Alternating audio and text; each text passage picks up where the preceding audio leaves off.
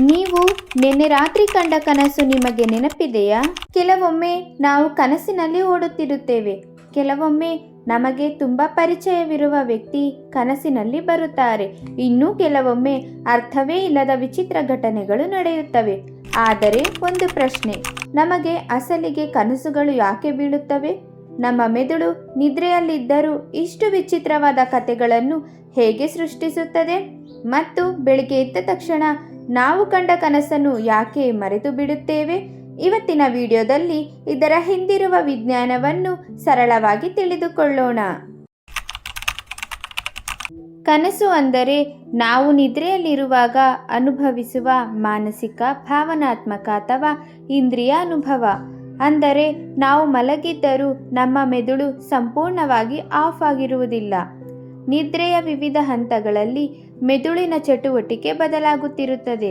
ಕನಸುಗಳು ನಿದ್ರೆಯ ಯಾವುದೇ ಹಂತದಲ್ಲೂ ಸಂಭವಿಸಬಹುದು. ಆದರೆ ಸಾಮಾನ್ಯವಾಗಿ REM ಸ್ಲೀಪ್ ಸಮಯದಲ್ಲಿ ಕನಸುಗಳು ಹೆಚ್ಚು ಸ್ಪಷ್ಟವಾಗಿ ಮತ್ತು ತೀವ್ರವಾಗಿ ಕಾಣುತ್ತವೆ. REM ಸ್ಲೀಪ್ನಲ್ಲಿ ಕಣ್ಣುಗಳು ವೇಗವಾಗಿ ಚಲಿಸುತ್ತವೆ, ಮೆದುಳಿನ ಚಟುವಟಿಕೆ ಹೆಚ್ಚಾಗುತ್ತಿರುತ್ತದೆ ಮತ್ತು ಬಹುತೇಕ ಸ್ನಾಯುಗಳು ತಾತ್ಕಾಲಿಕವಾಗಿ ಚಲನೆ ಕಡಿಮೆ ಮಾಡಿಕೊಳ್ಳುತ್ತವೆ. ನಾವು ಮಲಗಿದ ತಕ್ಷಣವೇ REM ಸ್ಲೀಪ್ಗೆ ಹೋಗುವುದಿಲ್ಲ. ಸಾಮಾನ್ಯವಾಗಿ ನಿದ್ರೆ ಆರಂಭವಾದ ಸುಮಾರು 90 ನಿಮಿಷಗಳ ನಂತರ ಮೊದಲ REM ಹಂತ ಬರುತ್ತದೆ. ರಾತ್ರಿ ಮುಂದುವರೆದಂತೆ REM ಅವಧಿಗಳು ಸಾಮಾನ್ಯವಾಗಿ ದೀರ್ಘವಾಗುತ್ತವೆ. ಈ ಸಮಯದಲ್ಲಿ ನಮ್ಮ ಮೆದುಳು ಸಾಕಷ್ಟು ಸಕ್ರಿಯವಾಗಿರುತ್ತದೆ. ಅದಕ್ಕಾಗಿಯೇ REM ಸ್ಲೀಪ್ನಲ್ಲಿ ಕಾಣುವ ಕನಸುಗಳು ಕೆಲವೊಮ್ಮೆ ಸಿನಿಮಾ ನೋಡಿದಂತೆ ತುಂಬ ಸ್ಪಷ್ಟವಾಗಿರುತ್ತದೆ. ಇಲ್ಲಿ ಒಂದು ಇಂಟ್ರೆಸ್ಟಿಂಗ್ ವಿಷಯ ಇದೆ. ವಿಜ್ಞಾನಿಗಳಿಗೆ ಕನಸುಗಳು ನಿಖರವಾಗಿ ಯಾಕೆ ಬರುತ್ತವೆ ಎಂಬುದಕ್ಕೆ ಇನ್ನೂ ಒಂದು ಅಂತಿಮ ಉತ್ತರ ಸಿಕ್ಕಿಲ್ಲ. ಆದರೆ ಹಲವು ಸಂಶೋಧನೆಗಳು ಕನಸುಗಳು ನೆನಪು, ಭಾವನೆಗಳು ಮತ್ತು ನಿದ್ರೆಯ ಸಮಯದಲ್ಲಿ ನಡೆಯುವ ಮೆದುಳಿನ ಪ್ರಕ್ರಿಯೆಗಳೊಂದಿಗೆ ಸಂಬಂಧ ಹೊಂದಿರಬಹುದು ಎಂದು ಸೂಚಿಸುತ್ತವೆ. ಹಗಲಿನಲ್ಲಿ ನಾವು ನೋಡಿದದ್ದು, ಕೇಳಿದದ್ದು, ಅನುಭವಿಸಿದದ್ದು ಅದರ ಕೆಲವು ಭಾಗಗಳು ನಿದ್ರೆಯಲ್ಲಿಯೂ ಮೆದುಳಿನ ಚಟುವಟಿಕೆಯಲ್ಲಿ ಕಾಣಿಸಿಕೊಳ್ಳಬಹುದು. ಆದರೆ ಮೆದುಳು ಅವುಗಳನ್ನು ಒಂದೇ ಕ್ರಮದಲ್ಲಿ ತೋರಿಸಬೇಕೆಂದಿಲ್ಲ. ಒಂದು ಹಳೆಯ ನೆನಪು, ಇವತ್ತು ಭೇಟಿಯಾದ ವ್ಯಕ್ತಿ, ನಿನ್ನೆ ನೋಡಿದ ಸಿನಿಮಾ ಮತ್ತು ನಮ್ಮ ಭಾವನೆ ಇವೆಲ್ಲವೂ ವಿಚಿತ್ರವಾಗಿ ಒಂದೇ ಕನಸಿನಲ್ಲಿ ಸೇರಬಹುದು. ಹೌದು, ನಮ್ಮ ಭಾವನೆಗಳು ಕನಸಿನ ಅನುಭವದ ಮೇಲೆ ಪರಿಣಾಮ ಬೀರುವ ಸಾಧ್ಯತೆ ಇದೆ. ನಿಮಗೆ ಯಾವುದಾದರೂ ವಿಷಯದ ಬಗ್ಗೆ ಹೆಚ್ಚು ಸ್ಟ್ರೆಸ್ ಅಥವಾ ಆನ್ಸೈಟಿ ಇದ್ದರೆ ಅದು ನಿಮ್ಮ ನಿದ್ರೆ ಮತ್ತು ಕನಸುಗಳ ಮೇಲೆ ಪರಿಣಾಮ ಬೀರಬಹುದು. ಅದರಲ್ಲೂ ಒತ್ತಡ ಅಥವಾ ಆತಂಕ ಇರುವ ಸಂದರ್ಭಗಳಲ್ಲಿ ಭಯಾನಕ ಕನಸುಗಳ ಸಾಧ್ಯತೆ ಹೆಚ್ಚಾಗಬಹುದು. ಉದಾಹರಣೆಗೆ, ನಾಳೆ ಪರೀಕ್ಷೆ ಇದೆ ಎಂದು ತುಂಬ ಟೆನ್ಷನ್ ಇರುವ ವಿದ್ಯಾರ್ಥಿಗೆ ಪರೀಕ್ಷೆ ತಪ್ಪಿ ಹೋದ ಕನಸು ಬರಬಹುದು. ಆದರೆ ಪ್ರತಿಯೊಂದು ಕನಸಿಗೂ ಒಂದು ನಿರ್ದಿಷ್ಟ ಅರ್ಥ ಇದೆ ಎಂದು ವಿಜ್ಞಾನ ಸಾಬೀತುಪಡಿಸಿಲ್ಲ.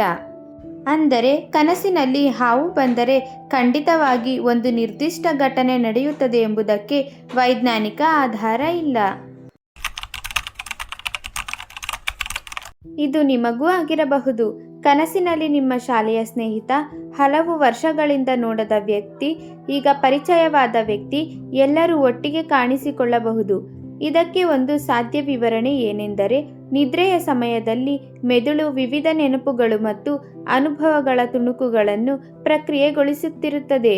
ಆ ತುಣುಕುಗಳು ಕೆಲವೊಮ್ಮೆ ನಮಗೆ ಸಂಪೂರ್ಣ ಅರ್ಥವಿಲ್ಲದ ಕಥೆಯಂತೆ ಕಾಣುತ್ತದೆ.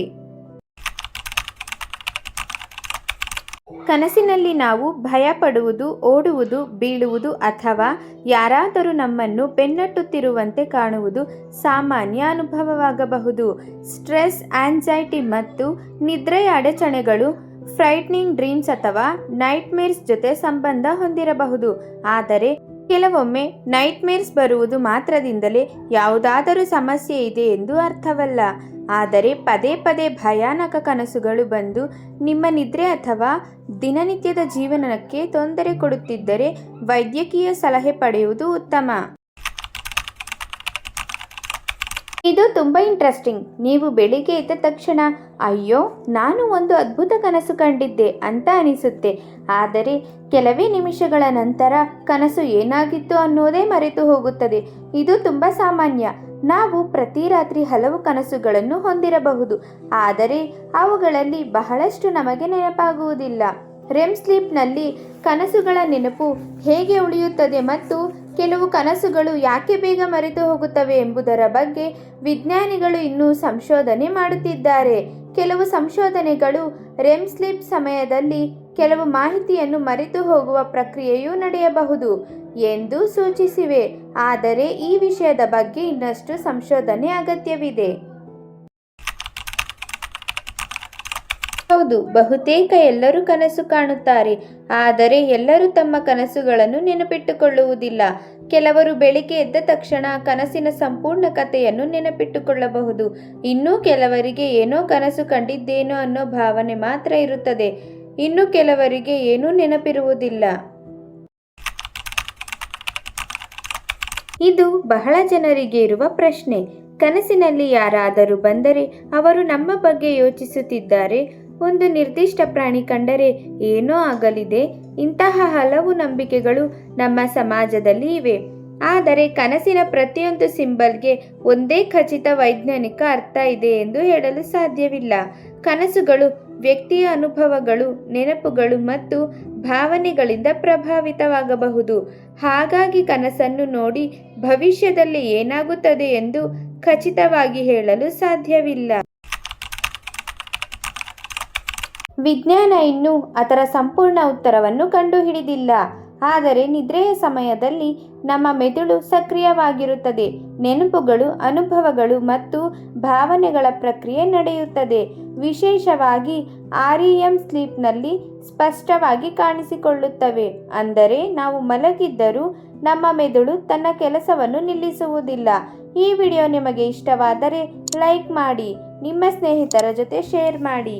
ಇಂತಹ ಇಂಟ್ರೆಸ್ಟಿಂಗ್ ಕನ್ನಡ ಮಾಹಿತಿಗಾಗಿ ಡೈಲಿ ಕನ್ನಡ ಫ್ಯಾಕ್ಟ್ಸನ್ನು ಸಬ್ಸ್ಕ್ರೈಬ್ ಮಾಡಿ ಮತ್ತು ಕಾಮೆಂಟ್ನಲ್ಲಿ ಹೇಳಿ ನಿಮಗೆ ಇತ್ತೀಚೆಗೆ ನೆನಪಿನಲ್ಲಿ ಉಳಿದ ಕನಸು ಯಾವುದು. ಮತ್ತೊಂದು ಇಂಟ್ರೆಸ್ಟಿಂಗ್ ಫ್ಯಾಕ್ಟ್ ಜೊತೆಗೆ ಮುಂದಿನ ವಿಡಿಯೋದಲ್ಲಿ ಸಿಗೋಣ.